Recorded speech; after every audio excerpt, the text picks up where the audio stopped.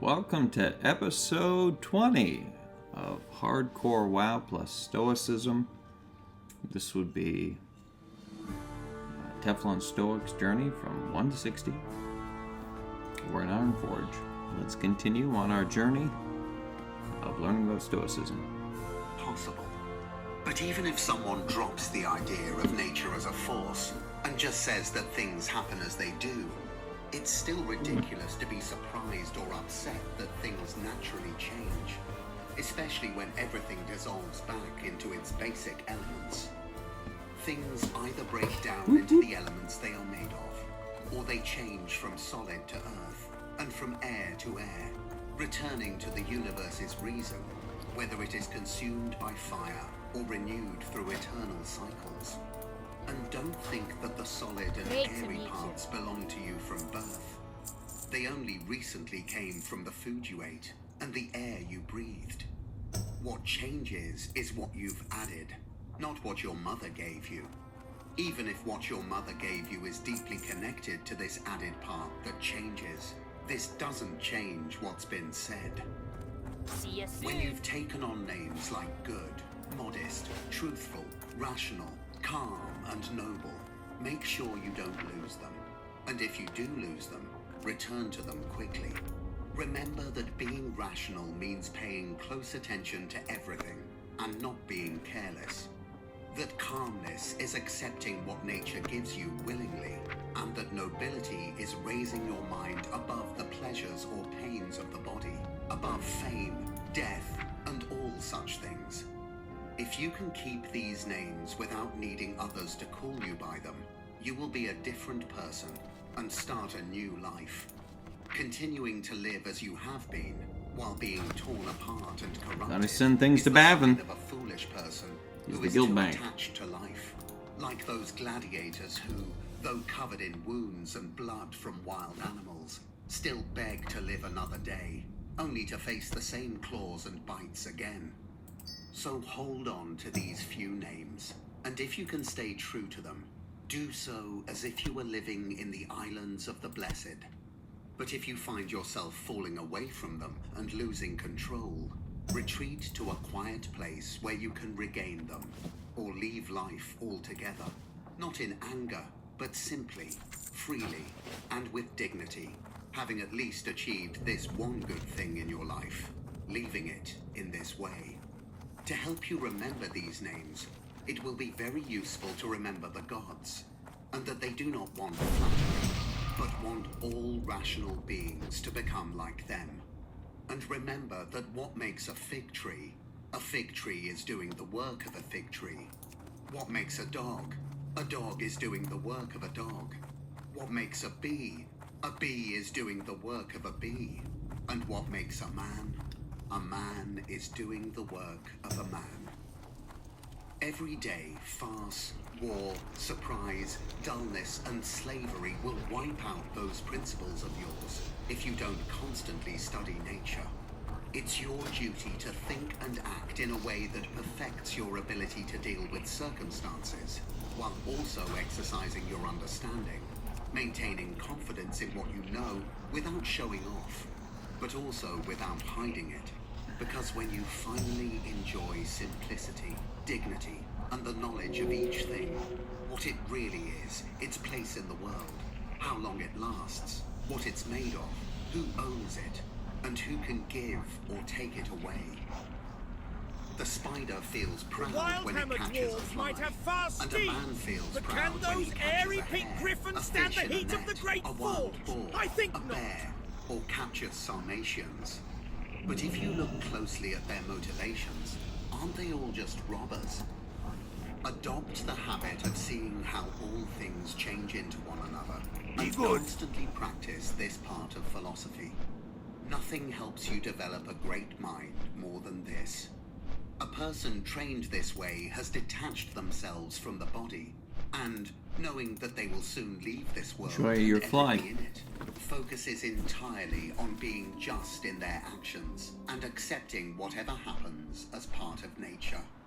They don't worry about what others say, think, or do against them, but are content with two things: acting justly in the present moment, and accepting what is assigned to them now. They will set aside all distractions and desires, wanting nothing more than to follow the straight path of law. And by following this path, they follow God. What need is there for fear when you can always ask yourself what should be done? And if you see the way clearly, follow it contentedly, without hesitation. But if you don't see clearly, stop and ask the best advisors. If other things block you, proceed with caution, but always do what seems just. Justice is the best goal, and if you fail, let it be because you aimed for justice. A person who follows reason in everything is both calm and active, cheerful and collected. As soon as you wake up, ask yourself, will it matter to me if someone else does what is just and right? It won't matter. You haven't forgotten, I hope, that those who act arrogantly when praising or blaming others are the same as they are when they eat and sleep. And you haven't forgotten what they do, what they avoid, what they pursue, how they steal, how they rob.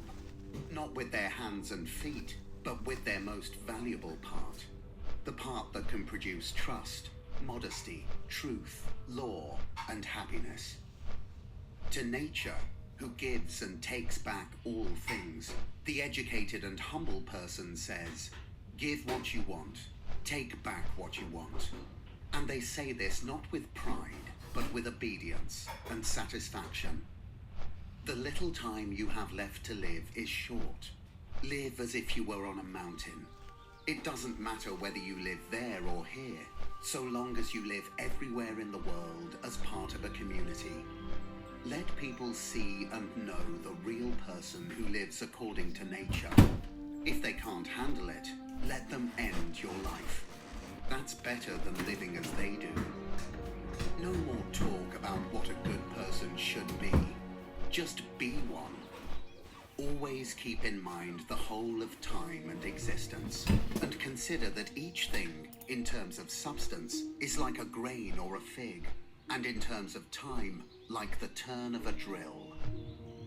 Look at everything around you, and realize that it is already breaking down, changing, and decaying, or that everything is made to die.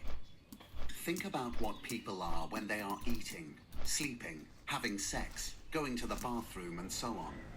Then think about what they are like when they have power over others, arrogant, quick to anger, and harsh in their punishment. And yet, just a little while ago, they were slaves to all those needs, and soon they will be slaves again. What nature brings to each thing is good for it, and it is good for it at the time when nature brings it. Earth loves the rain, and the sky loves to give it. The whole world loves to create the future. I say to the world, I share your love. Isn't that what it means when we say, this loves to happen? Either you live here, getting used to it, or you leave by your own decision, or you die, having done your duty. There's no other choice, so be cheerful.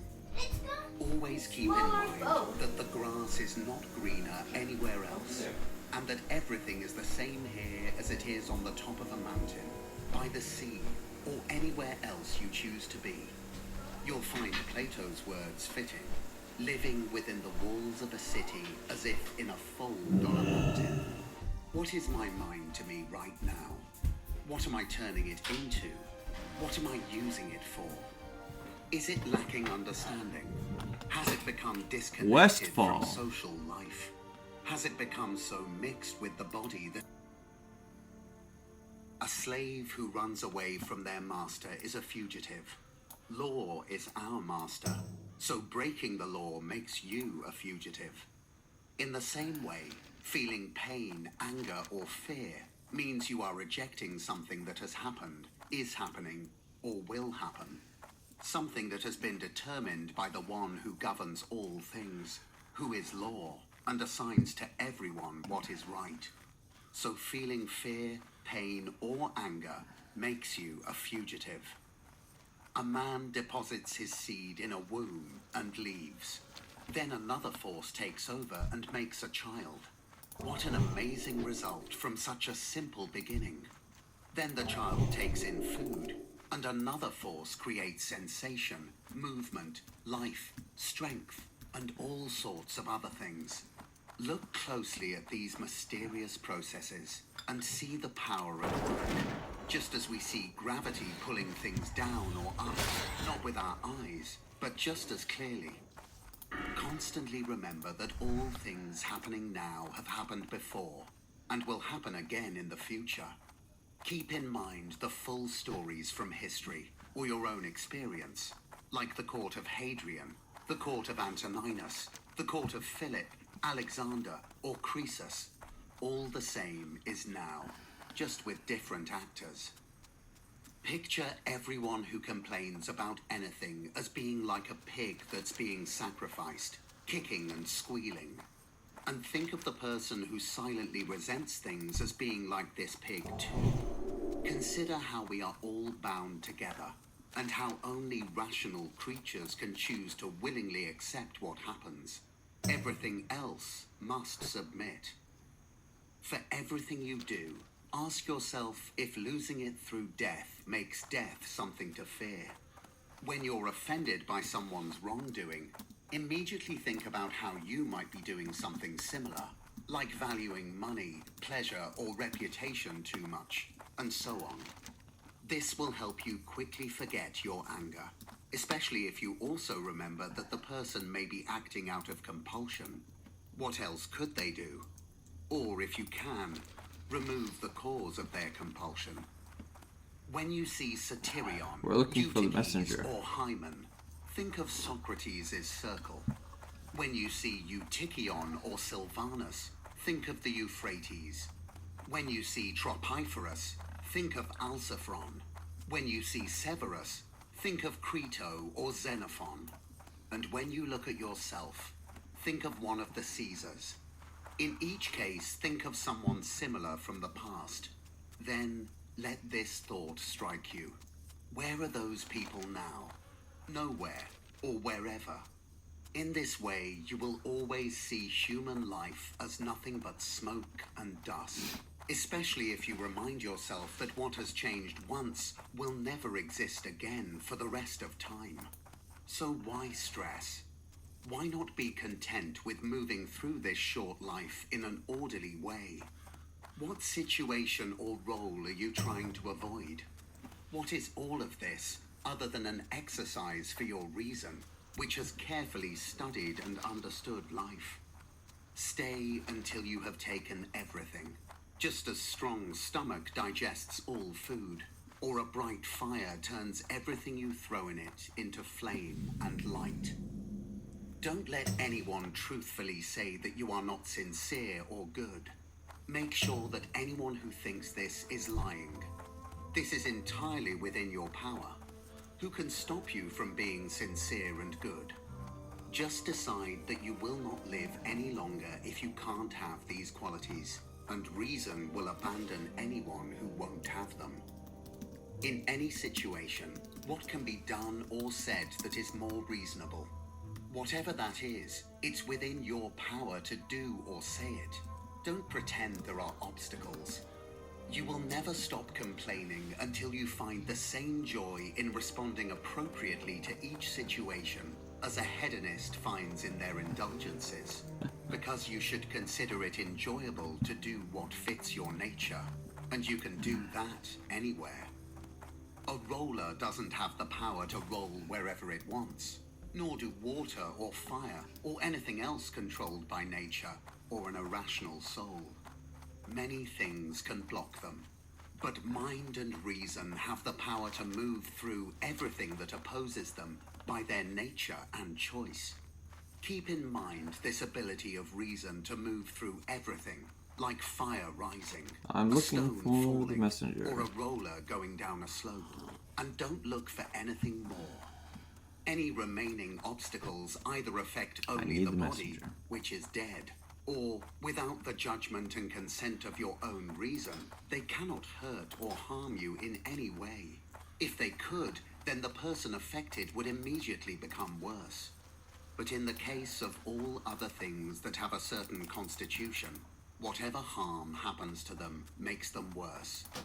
However, a person becomes better and more praiseworthy by making good use of what happens to them.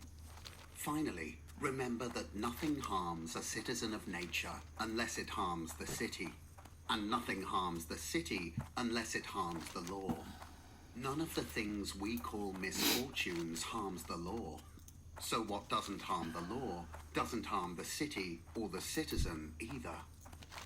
For someone who truly understands the principles of life, even the shortest and simplest reminder is enough to remove all pain and fear. For example, the wind blows last year's Probability leaves to of the ground, the messenger and in being the in same there is way, low. the generations of men come The and probability of me dying go. there Your is children are less like low. leaves, So and so we'll are those go who with the praise probability. you or curse you, or secretly blame or mock you. And those who will carry your reputation in the future are like leaves too.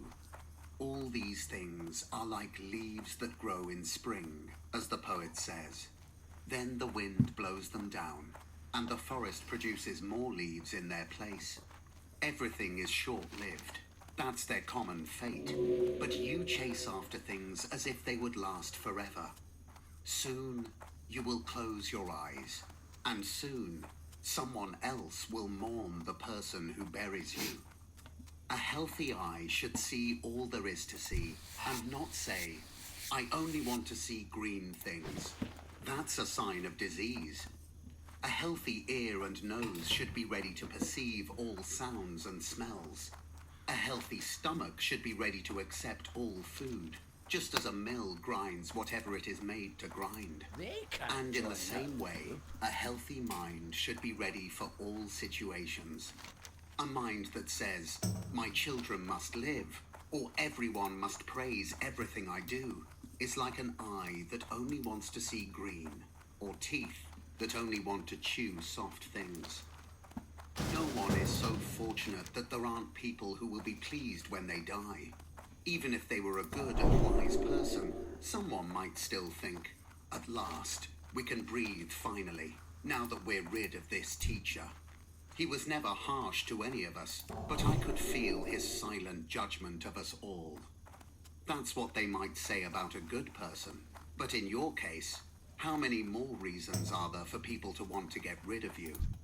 Think about this when you're dying, and you'll leave more peacefully, thinking, I'm leaving a life where even those I've worked, prayed, and cared for want me gone, hoping to get some small benefit from it. So why should anyone cling to a longer life here? But don't leave with less kindness towards them because of this. Instead, keep true to your own character, friendly, kind, generous, and leave life as easily as a soul leaving the body in a peaceful death. Nature connected you to them and made them your companions, but now she's releasing you. My release is like parting from family, but I do not resist or need to be forced. This too is part of following nature. As much as you can, get into the habit of asking yourself, whenever someone else does something, what is their purpose? But start with yourself. Examine yourself first. Remember that what controls your actions is the part of you that's hidden inside. Well, we're waiting for our That's where friend. the power to act comes from. That's the principle of life, and that's what you can He'll call be here. the real you. So don't give as much thought to the body or the tools attached to it. These are just instruments, like an axe, differing only in being attached to the body. There's no more use in these parts without the mind that moves and controls them than in a shuttle without a weaver, a pen without a writer, or a whip without the coachman. Chapter 11. The rational mind has certain abilities. It can understand itself, shape itself, and make itself into whatever it chooses to be. It benefits from the results of its own actions, unlike plants and animals, whose fruits are used by others. The rational mind achieves its purpose no matter when life ends. It's not like a play or a dance, where the whole performance is ruined if interrupted. Instead, at any moment, the rational mind is complete and fulfilled, and it can confidently say, "I have what is mine." It also explores the entire universe and the empty space around it, thinking about its shape. It stretches its understanding into infinite time, embracing the idea that everything renews in cycles. It understands that those who came after us won't see anything new, just as those before us didn't see anything different. Since things are so similar, a person who is 40 years old, if they understand anything, has, in a way, seen everything, both past and future. Another quality of the rational mind is love for others, its honesty and its integrity. It values nothing more than itself, just like the law, which values justice above all. Therefore, true wisdom is no different from justice. You'll think less of music, dancing, or wrestling if you break down a song into its separate notes and ask yourself about each one. Is this something that controls me? You'll be too embarrassed to admit that it does. Do the same with dance, analyzing each movement and pose, and with wrestling too. For everything, except for virtue and virtuous action, break it down to its parts, and you'll come to value it less. Apply this rule to your whole life as well. What a noble soul it is, ready to leave the body at any moment, prepared for whatever happens next, whether that's disappearing, scattering, or continuing to exist. But this readiness should come from a thoughtful decision, not out of stubbornness like the Christians, but with dignity, and in a way that others can respect without being overly dramatic. Have I done something good for others? Then I've also benefited. Keep this thought always in your mind, and never stop doing good. What is your job? To be a good person. And how do you do this well, except by understanding the nature of the universe and the proper way for humans to live? Tragedies were first performed to remind us of what can happen in life, showing that these events are natural. If you are moved by a play, you should not be upset by the larger stage of life, because things must happen the way they do.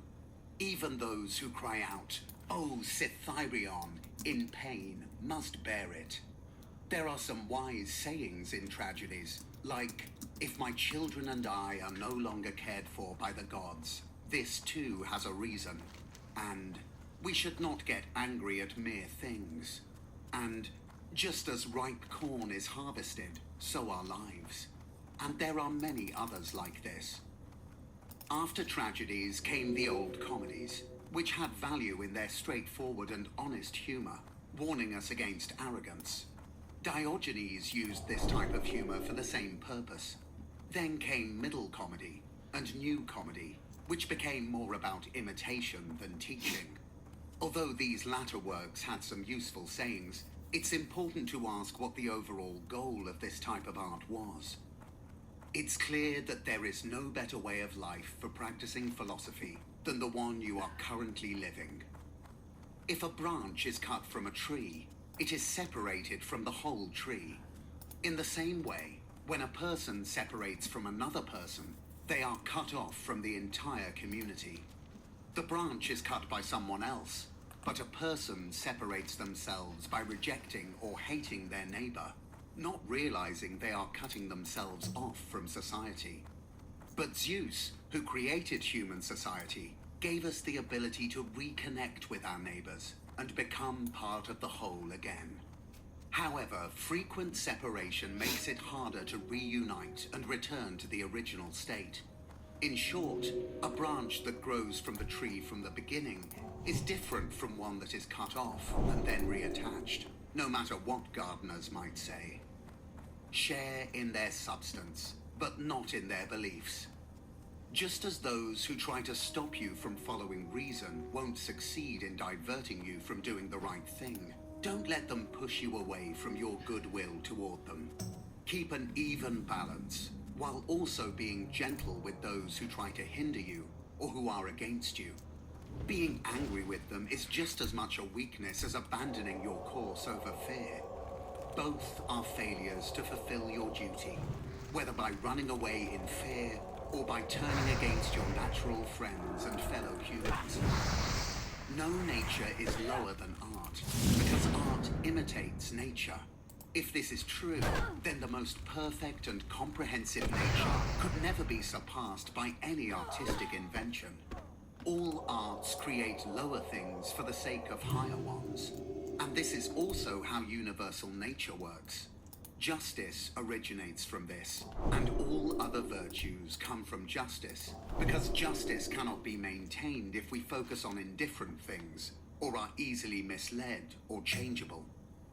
The things outside of you that you chase or avoid don't force themselves on you, but you go after them. If you keep your judgment of them calm, they will remain still, and you won't be seen as either chasing after or avoiding them.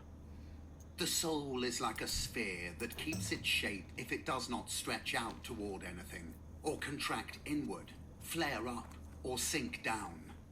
It should stay constant in its light, seeing the truth of all things, and the truth within itself.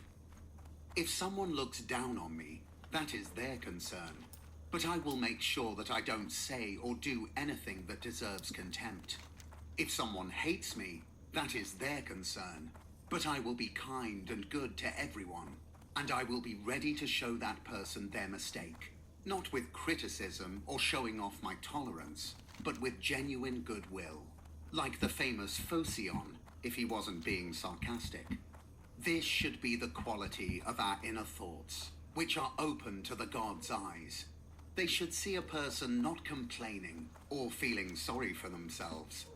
And what harm can come to you if you are acting in line with your own nature and accepting what suits the purpose of the universe as a human being at your post, working for the common good? People may despise each other and flatter each other at the same time. They may want to surpass each other and yet bow down to each other. How fake it is for someone to say, "I prefer to be honest with you." What are you talking about? There's no need to announce it. Your actions will show it soon enough. It should be obvious in your voice and the look in your eyes, just as a lover can read everything in their beloved's eyes. In short, a good and honest person should be like someone with a strong smell. Anyone nearby will notice it, whether they want to or not.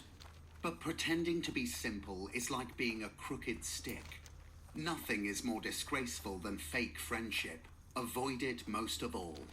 The good, honest, and kind person shows these qualities clearly in their eyes, unmistakably. Living well is within the power of the soul, if it is indifferent to things that don't matter.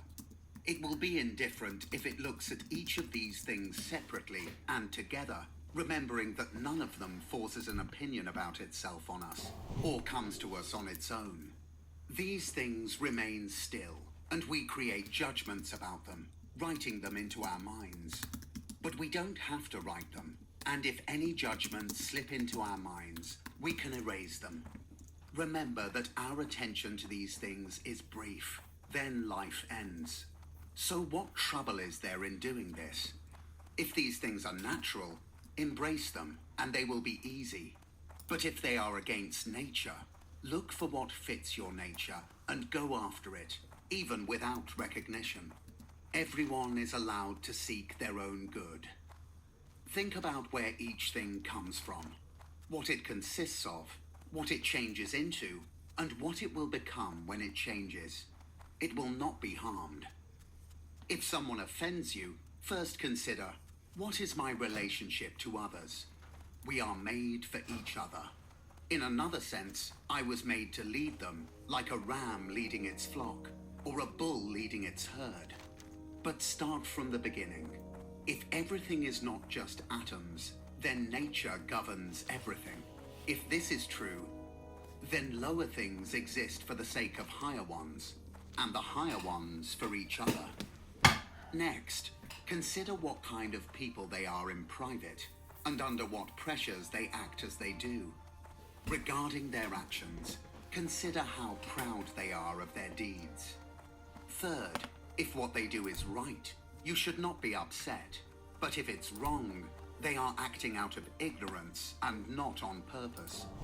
Just as no soul likes to be robbed of the truth, no soul wants to treat others worse than they deserve. People are upset when accused of being unjust, ungrateful, or selfish, wronging their neighbors. Fourth, you also may have faults, and you are no different from them. Even if you avoid some wrongs, you still have the tendency to commit them, though you may abstain because of fear, concern about your reputation, or some other low motive. Fifth, you may not even understand whether they are wrong, as many actions are done without regard to circumstances. A person must know a lot to judge another's actions correctly. Sixth, when you are angry or upset, remember that human life is brief, and soon we will all be dead. Seventh, it is not their actions that upset us, because these lie in their own minds, but our judgments of them. Remove these judgments. Decide to dismiss your belief that an act is harmful, and your anger will disappear. How do you remove these judgments? By reflecting that no wrongful act of another harms you, unless you also do many wrongs, becoming a thief and worse. Eighth, more pain comes out of anger and frustration about these acts than from the acts themselves. Ninth, a kind disposition is unbeatable if it is sincere, not fake or forced. What can the most aggressive person do to you if you remain kind? If, when they try to hurt you, you gently correct them and show them what they're doing wrong, saying, "Not so, my friend. We were meant for something better. You can't hurt me, but you are hurting yourself." Show them kindly how things are, without being ironic or critical. Your advice should be friendly, without bitterness or a desire to impress, whether alone or in the presence of others. Remember these 9 rules as gifts from the Muses, and start to be a good person while you are still alive. Avoid flattering others and being angry in your interactions, as both are harmful to society. When you feel anger rising, remind yourself that there is nothing strong about being angry. Calmness and gentleness are more human and therefore more manly. Those who are gentle have strength, resilience, and courage, unlike those who are angry and upset.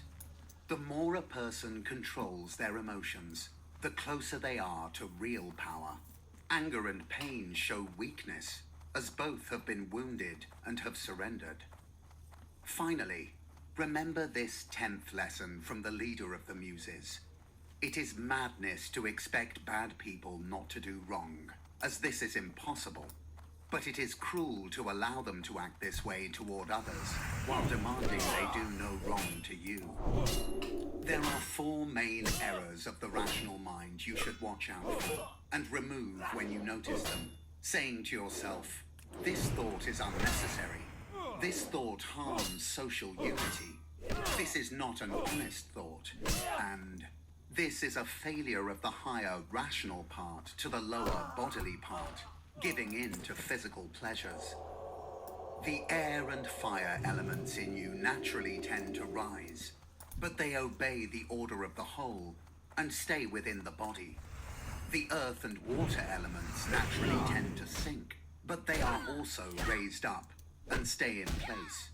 So even the elements obey the universe, staying in their assigned places until the universe signals their release. So isn't it strange that your only intelligent part rebels and complains about its place? And yet nothing is forced on it, only what fits its own nature. But still it refuses to comply and goes in the opposite direction. Any movement toward injustice, excess, anger, pain, or fear is a rejection of nature. When the rational mind feels resentment about anything, it is deserting its proper role.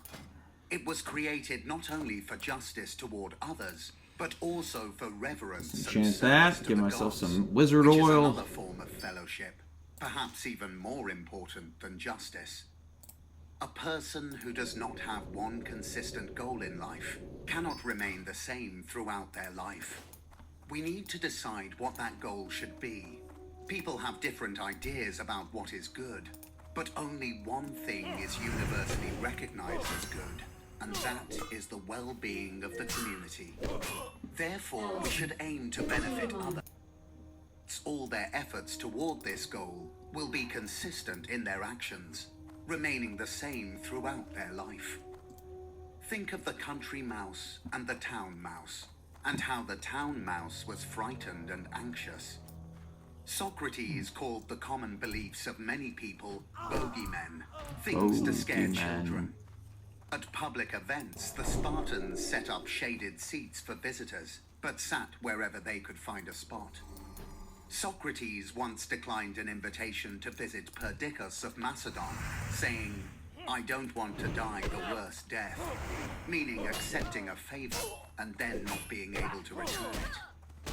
The writings of Epicurus tell us to constantly think of those who followed the path of virtue before us. The Pythagoreans advised looking at the sky at dawn to remind ourselves of the constancy of the stars, their unchanging duty, order, purity, and openness. No star is covered by a veil. Think of Socrates, who wore just a skin when Xanthippe took his cloak, and how he spoke to his friends who were embarrassed when they saw him dressed like that. In writing and reading, you must learn before you can teach. This is even truer in life. You were born a slave. You have no voice. And my heart laughed within, and virtue they curse, speaking harsh words. It is foolish to look for figs in winter, just as it is to hope for a child when it is no longer possible. When you kiss your child, Epictetus said, you should remind yourself, tomorrow they may die. But some people think these are bad words. Epictetus replied, nothing is bad if it reflects nature's process. Otherwise, it would be bad to talk about corn being harvested. The unripe grape, ripe bunch, and dried grape all change, not into nothing, but into something else that is not yet. No one can take away our free will. Epictetus also said, we must develop a skill in agreeing with things, and in all our actions, we should ensure they are appropriate to the situation, have a social purpose, and match the value of the goal. We must avoid personal motivation, and not reject anything outside our control. The dispute, Epictetus said, is not about a small matter, but about whether we are sane or mad. Socrates used to ask, what do you want? The souls of rational or irrational people? Rational souls. What kind of rational souls? Healthy or unhealthy? Healthy. Then why don't you seek them? Because we already have them. Then why are you fighting and quarreling? Chapter 12. Everything you want to achieve through a long and difficult path, you can have right now if you allow it. This means if you stop worrying about the past, trust that the future will take care of itself, and focus on doing the right thing in the present. Be satisfied with what life has given you, because nature chose it for you, and you were made for it. Always be truthful and fair, saying what is right, and doing what matches the worth of every person. Don't let someone else's bad actions, opinions, or words, or even the feelings in your body stop you. Let your mind take care of that. If, when you are close to death, you focus only on your mind and the spirit within you, and if you fear not that life will end, but that you might not have lived it according to nature, then you will be a person worthy of the universe that made you. You will no longer feel like a stranger in the world, surprised by what happens as if it were unexpected, or dependent on this or that. God sees our minds without the covering of the body and all its impurities. His connection is only between his intelligence and the I can't intelligence help. he gave us. If you learn to do the same, you will free yourself from many distractions. It is unlikely that someone who ignores the body would waste time worrying about clothes, houses, reputation, or other superficial things. You are made up of three things: a little body, a little breath, and intelligence. The first two are yours to care for, but the third, your intelligence, is truly yours. If you separate your mind from what others do or say, from what you have said or done, from worries about the future, from what your body experiences, or what the breath, life within you feels, and from all the chaos around you, then your mind will be free to act justly, accept what happens, and speak the truth. If you can do this, you will be able to live the rest of your life peacefully and in harmony with the spirit inside you. I often wonder why people love themselves more than anyone else, but value other people's opinions more than their own. If a god or a wise teacher told you to only think and plan things you would openly share as soon as you think of them, you wouldn't be able to do it for even one day. This shows that we respect what others think of us more than what we think of ourselves. How could the gods, who arranged everything so well for us, overlook one thing? That good people, who have the most connection with the divine through their actions, would completely cease to exist when they die. But if this is true, trust that if it should have been different, the gods would have made it so. If it were fair, it would be possible. I need that belt. If it were natural, nature would have made it so. Since it isn't different, be sure it should not be different. For in questioning this, you are arguing with the divine. And we should not argue with the gods unless we believe they are just and good. If so, they would not let anything in the universe be neglected unfairly or without reason. Even if you don't think you can achieve something, practice it anyway. Just like how your left hand might be weaker, but with practice, it can hold the reins stronger than your right. Think about what kind of person you should be when death comes for you. Consider how life is short, how vast the past and future are, and how weak all material things are. Look at things without their coverings. Think about the reasons behind actions. Consider what pain, pleasure, death, and fame really are, and how no one can truly harm you unless you let them. In applying your beliefs, be like a boxer, not a gladiator. The gladiator can drop his sword and be killed, but the boxer always has his hands ready to defend himself. See things as they truly are by breaking them down into their basic parts: material, cause, and purpose. Remember that humans have the power to do what is right and accept what happens according to nature. We should not blame the gods, for they do no wrong, nor blame humans, as they only do wrong without meaning to. So we should blame no one. How silly it is to be surprised by anything that happens in life. There is either an unchangeable destiny, kind providence, or complete chaos without a plan. If it is destiny, why fight it? If providence, make yourself worthy of divine help. If chaos, be happy that you have a mind to guide you. Even if chaos takes your body, breath, and everything else, it cannot take away your mind. A lamp's light keeps shining until it goes out. Will the truth, justice, and self-control within you stop before you die? When you think someone has done wrong, ask yourself, how do I know this is really wrong? And even if it is, how do I know they haven't already punished themselves for it? Wanting a bad person to do no wrong is like wanting a fig tree not to produce figs, babies not to cry, or horses not to neigh. These things must happen. What should you do if someone has a bad character?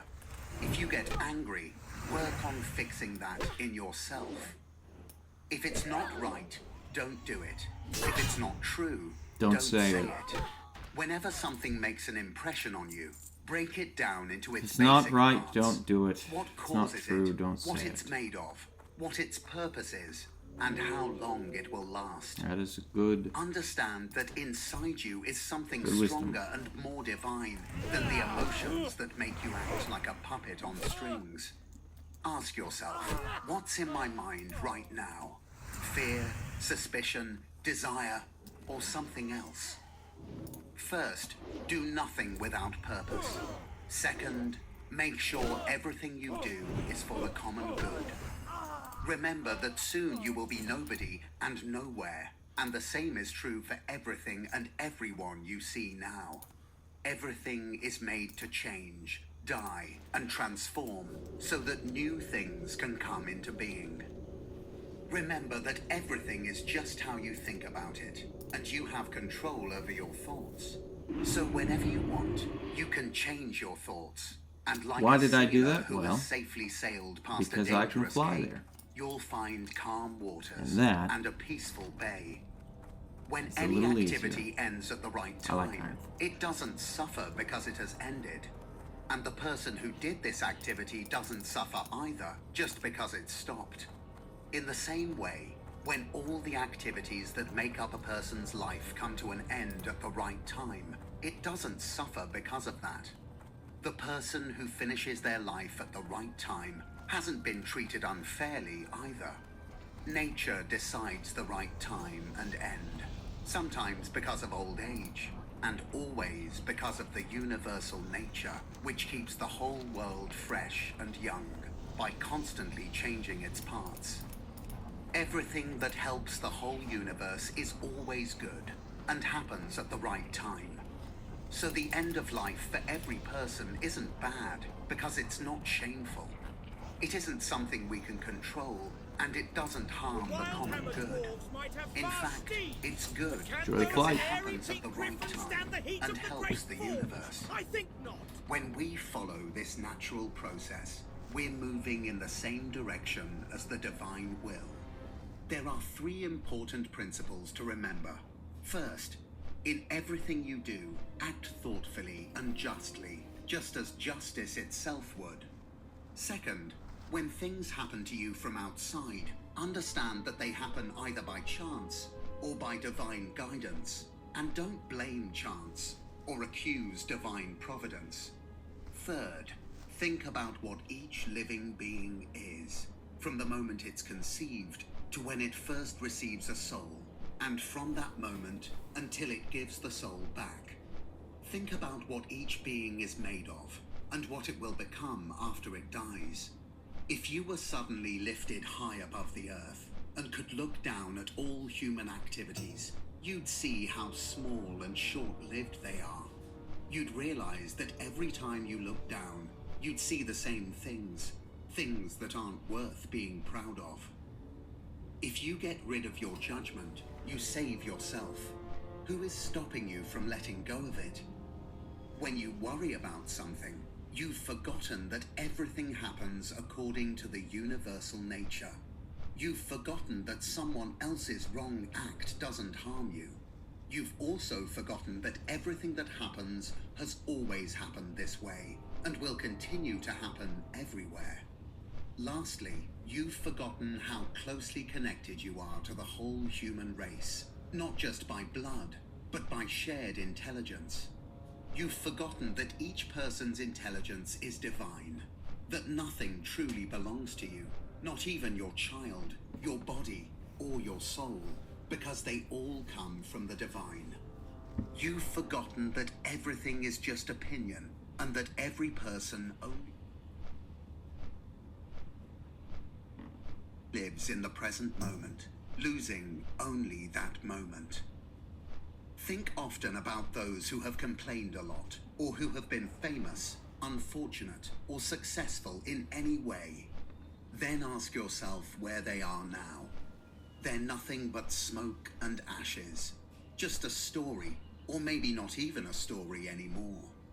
Remember people like Fabius Catilinus in the countryside, Lucius Lupus in his gardens, Stertinius at Brii, Tiberius at Capri, and Vellius Rufus. Think about how they chased after things with pride, but how worthless those things are now. It's much wiser to use the opportunities you have to be just, self-controlled, and obedient to the gods, and to do this simply and without pride. The worst kind of pride is the kind that's proud of not being proud. To those who ask, where have you seen the gods, or how do you know they exist and worship them? I would answer first that the gods can be seen with our eyes. Secondly, even though I haven't seen my own soul, I still honor it. In the same way, from all the experiences I've had of the gods' power, I'm sure they exist, and I respect them. The safety of life lies in examining everything completely. What it is, what it's made of, and why it exists. With all your heart, do what is right and tell the truth. What else is there but to enjoy life by doing good things, one after another, without leaving any gaps between them? There is one light from the sun, even though it is blocked by walls, mountains, and many other things. There is one common substance, even though it is spread out among many different bodies with their own qualities. There is one soul, even though it is shared among many different living beings. There is one intelligent soul, even though it seems divided among many individuals. All these parts, like air and matter, don't have feelings and don't naturally connect with each other. But even these parts are held together by an intelligent force that pulls them towards each other. The mind, in a special way, reaches out to others like itself and connects with them, so the sense of fellowship isn't broken. What do you want? To keep living? Do you want to keep feeling, moving, growing, and then stop growing, speaking, and thinking? Which of these things seems worth desiring to you? If you can easily set aside all these things, focus on what remains, following reason and God. But if you value these other things and worry about losing them because of death, you're going against reason and God. How small a part of endless and unknowable time is given to each of us, and how quickly it disappears into eternity. How small a part of all the matter in the universe. How small is the tiny piece of earth you crawl on. When you think about all this, don't think anything is important except acting according to your nature, and accepting whatever happens according to universal nature. How does your ruling mind use itself? Everything depends on this. Everything else, whether you can control it or not, is just lifeless ashes and smoke. A powerful reminder to think little of death is that even those who think pleasure is good and pain is bad have not feared death. For someone whose only good is what happens at the right time, who is equally satisfied with more or fewer opportunities to act according to reason, and who doesn't care whether they view the world for a long or short time, death has no fear. Mortal human, you have been a citizen in this great world. What difference does it make if it's for 5 years or 50? For what follows the laws is fair for everyone. So where is the difficulty? If it's not a tyrant or an unjust judge sending you away from the world, but nature itself, which brought you into it. It's like a director who hired an actor, dismissing him from the stage. But I haven't finished my 5 acts, only 3, you might say. You're right, but in life, 3 acts can be the whole play. What makes a complete drama is decided by the one who caused its beginning, and now its end. You are not the cause of either, so leave satisfied, for the God who releases you is also satisfied.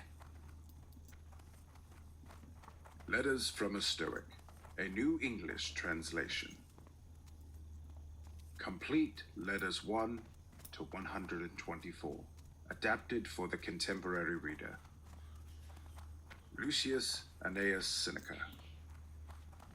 Narrated by Seth Lowe.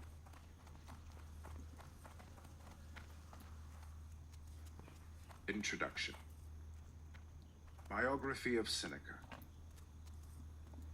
Lucius Annaeus Seneca, commonly known as Seneca the Younger, was born into a prominent Roman family around 4 BC in Cordoba, Hispania. That's modern-day Cordoba, Spain. His father, Seneca the Elder, was a distinguished rhetorician and writer known for his work on declamations and rhetoric, a critical part of Roman education. This intellectual environment greatly influenced Seneca from an early age and gave him a foundation in rhetoric and literature. Seneca's family moved to Rome during his childhood to ensure he received a comprehensive education. Rome, the epicenter of the empire, offered a thriving intellectual atmosphere where Seneca could develop his talents. In Rome, young Seneca was educated under the guidance of prominent Stoic philosophers such as Attalus, who taught him the importance of virtue and self-control, and Sotion, who introduced him to the Pythagorean thought. These early influences shaped Seneca's philosophical outlook, instilling in him the Stoic principles that would define his later work. His education was comprehensive, covering philosophy, rhetoric, literature, and science. He excelled in his studies, gaining a reputation for his eloquence and intellectual prowess. These formative experiences laid the foundation for his future contributions as a philosopher and statesman, preparing him to navigate Rome's complex political and social landscapes. Political career and role in Roman society. Seneca's political career was as remarkable as it was tumultuous, reflecting his intellectual brilliance and the volatile nature of Roman politics. He rose to prominence during the reign of Emperor Caligula, whose unpredictable and often tyrannical rule created a challenging environment for those in positions of power. The fact that this philosopher maintained his oratorical skills and philosophical acumen despite the dangers earned him respect and influence within the imperial court. In 31 AD, Seneca became involved in politics when he was appointed quaestor, a public office that marked the beginning of his political career. His reputation as an eloquent speaker grew, and he became known for his philosophical discourses. His rising influence drew the ire of Emperor Caligula, who reportedly saw him as a threat and considered having him executed. According to some accounts, Caligula only spared Seneca's life because he believed he was ill and would not live much longer. Seneca's fortunes improved during the reign of Emperor Claudius, who succeeded Caligula. In 41 AD, he became a tutor to the young Lucius Donatus Ahenobarbus, who would later become Emperor Nero.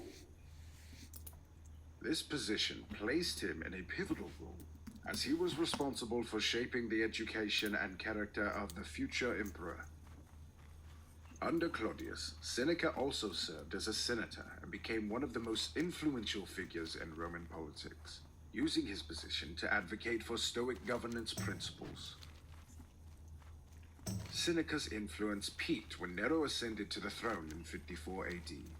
As one of Nero's closest advisors, he worked alongside Sextus Afranius Burrus, the prefect of the Praetorian Guard, to guide the young emperor's early rule.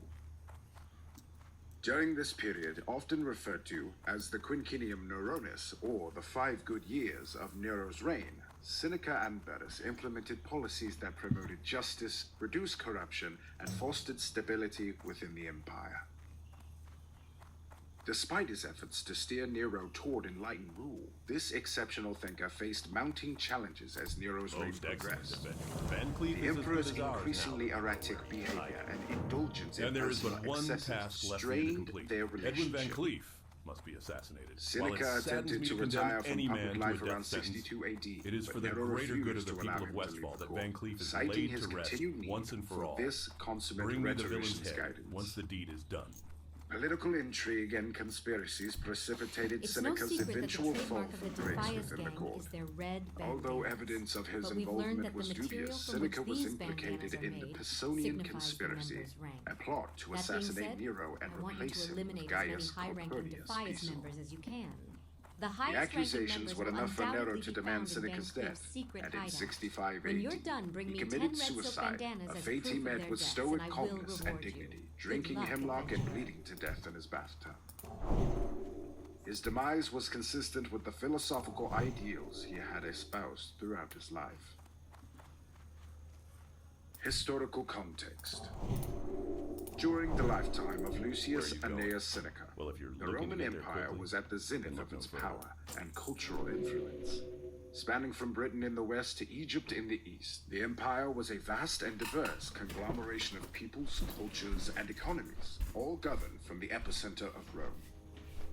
This period was characterized by significant territorial expansion, economic prosperity, and unparalleled flourishing of arts and literature. Rome was a marvel of engineering and architecture, with grand structures such as the Colosseum and the Pantheon exemplifying Roman innovation. This cultural richness contributed to the vibrant intellectual climate in which Seneca lived and wrote, influencing his philosophical development and the content of his letters. However, the empire was plagued by deep-seated social and political issues. The vast expanse of the empire presented challenges in governance, communication, and maintaining order. The political landscape was marred by corruption and the consolidation of power in the hands of a few elites. The Senate had largely become a ceremonial body, with real power concentrated in the hands of the emperor. Key events and challenges faced during his life. Seneca's life spanned the reigns of 4 Roman emperors, each of whom left a distinct mark on the empire and Seneca's fortunes. Tiberius, 14 to 37 AD. All right. Seneca was born during Thanks, the reign everyone. of Tiberius, We've completed who ruled with an iron fist and maintained a reclusive episode lifestyle. 20. A climate of fear and suspicion marked Tiberius. We finished Marcus Aurelius. We're on to Seneca. And, yeah, we're getting ready to go to Dead Mines. Be good, everyone. Thank you for watching Hardcore WoW and Stoicism. Hope you learned something about Roman virtue.